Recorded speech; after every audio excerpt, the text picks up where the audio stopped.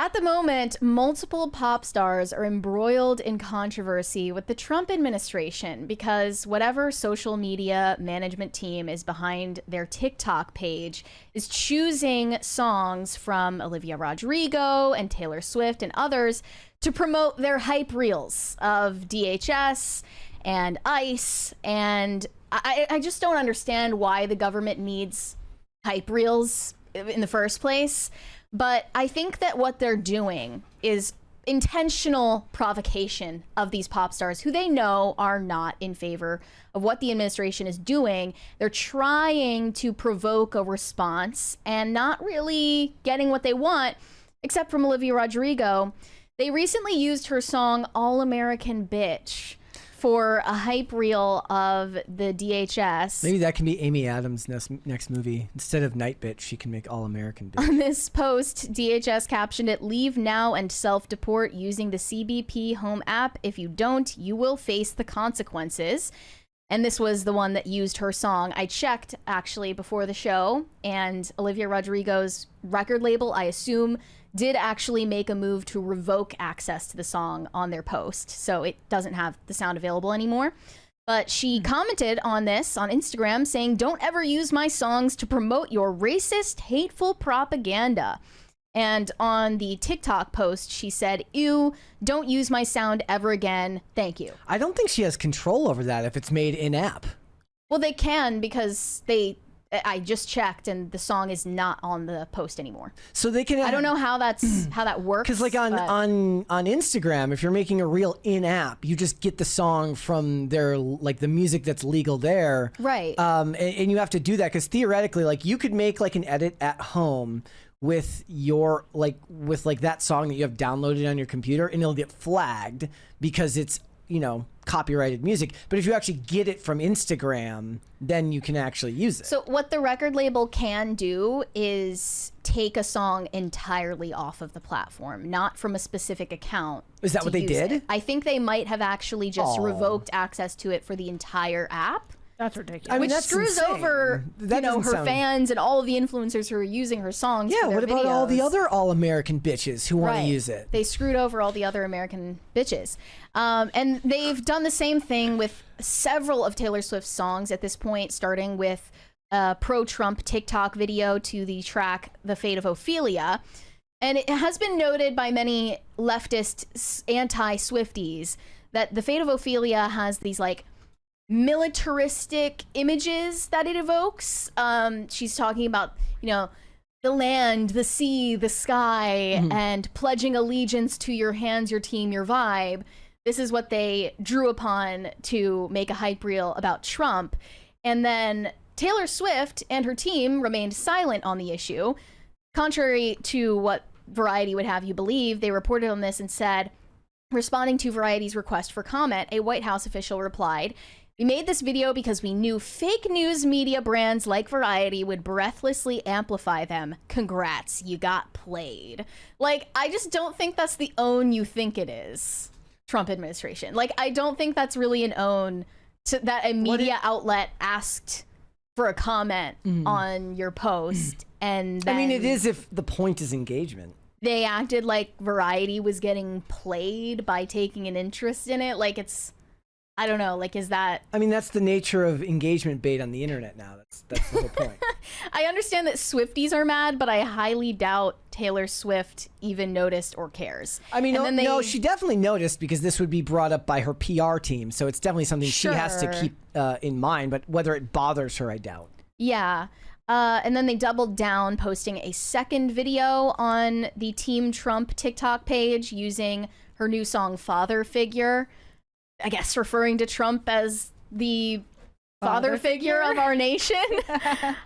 Swift's team did not remove her song from the first video using The Fate of Ophelia and declined multiple requests for comment from journalists this week. They're choosing to remain mum. And then a third TikTok with Taylor Swift's song Opalite was used as a hype reel for Melania Trump accepting the Patriot of the Year award.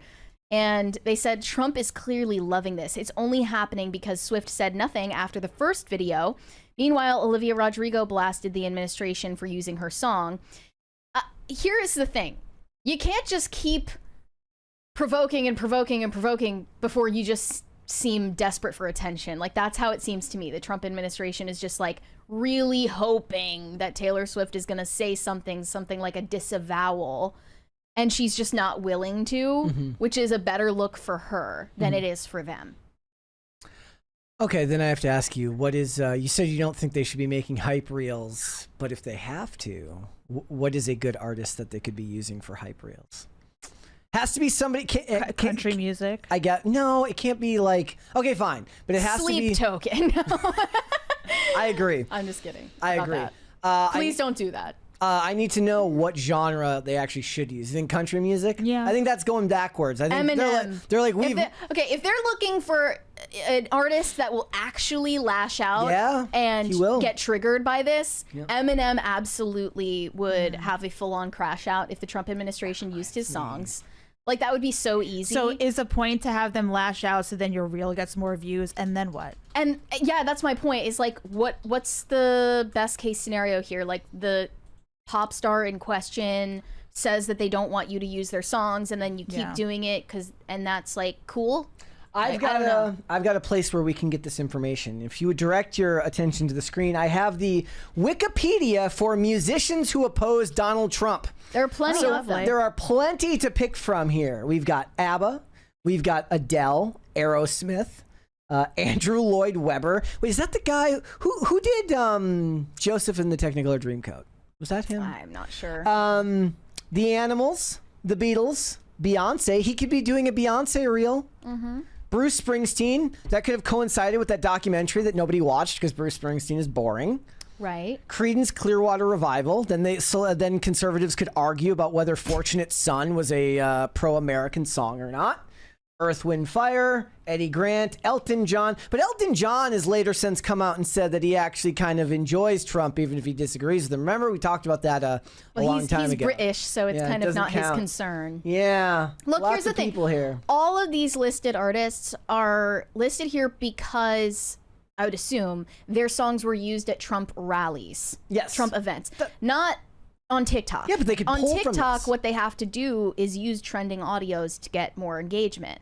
The trending audios on TikTok are going to be songs that are relevant to Gen Z.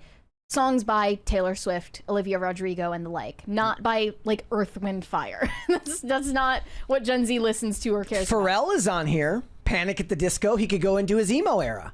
If he wants to, like, trigger the maybe that's what JD Vance will have to geriatric do. emos. JD Vance will have to do that because he's become an emo meme. Yeah.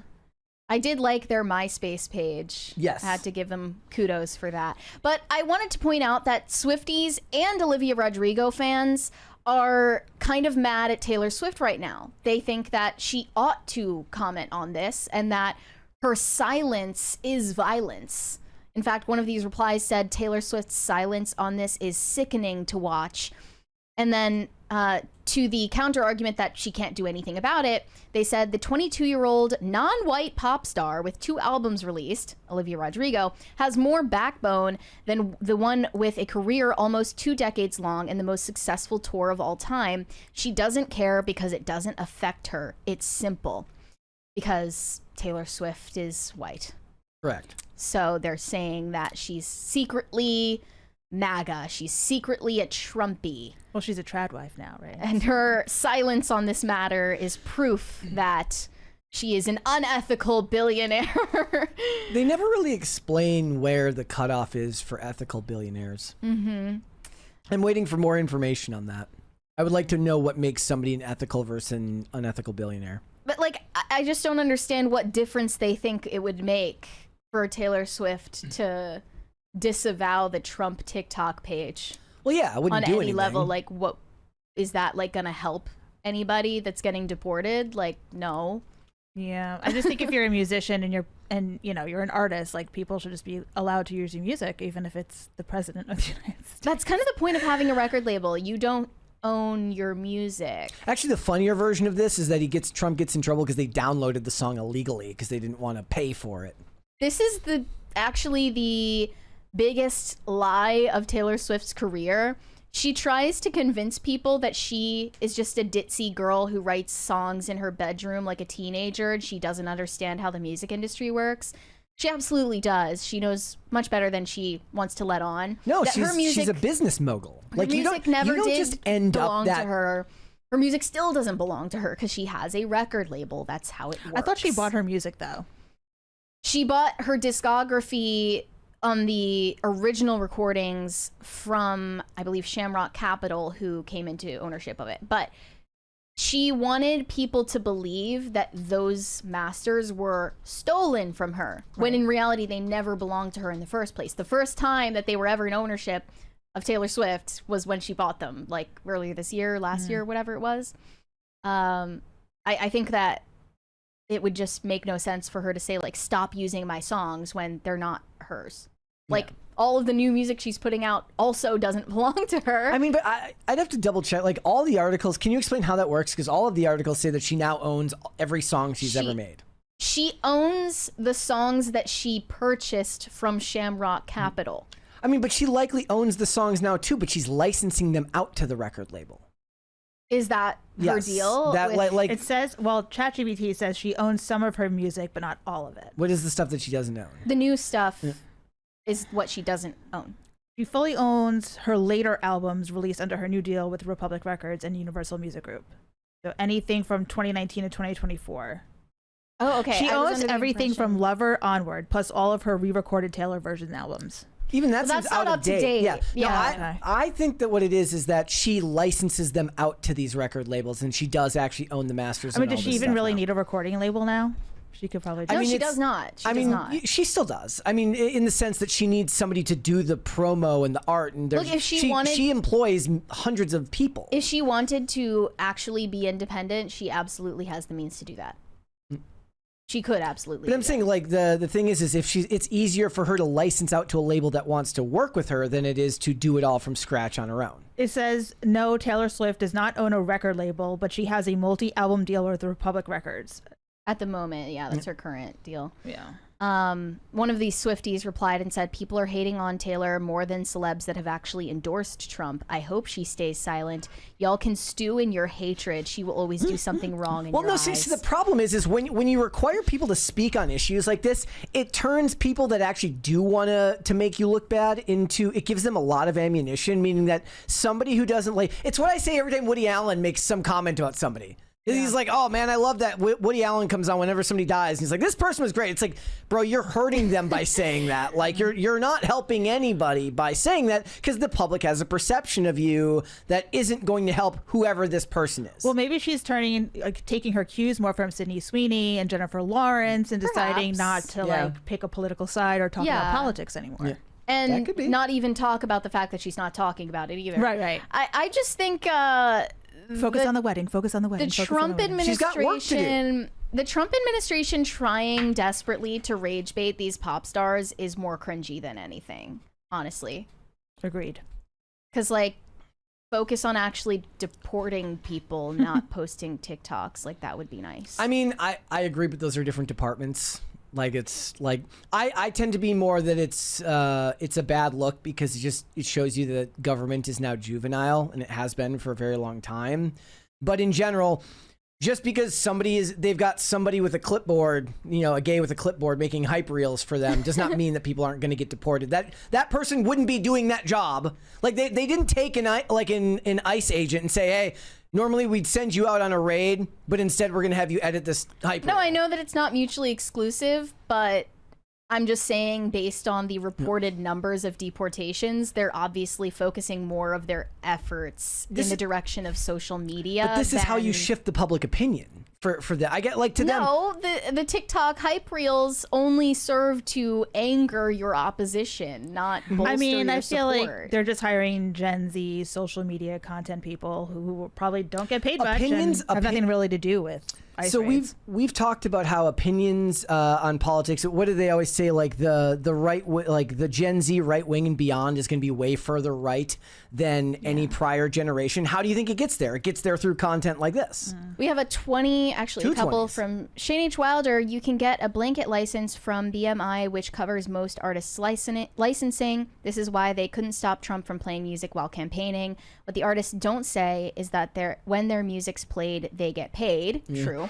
Or if they did say it, they'd be forced to donate it to charity. Yeah. Pop Culture Junkie said, what makes the Taylor Swift rights issue complicated is there are 3 kinds of rights involved: the actual written compositions, the performance rights, the rights to the recorded songs. Yeah.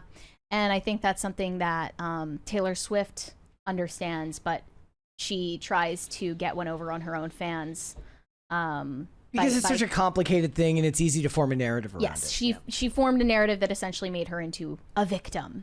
Thanks for watching. Listen to full episodes of Pop Culture Crisis on Spotify. Keep up with us on social media and make sure you subscribe and ring that bell so you never miss the show. Bye, guys.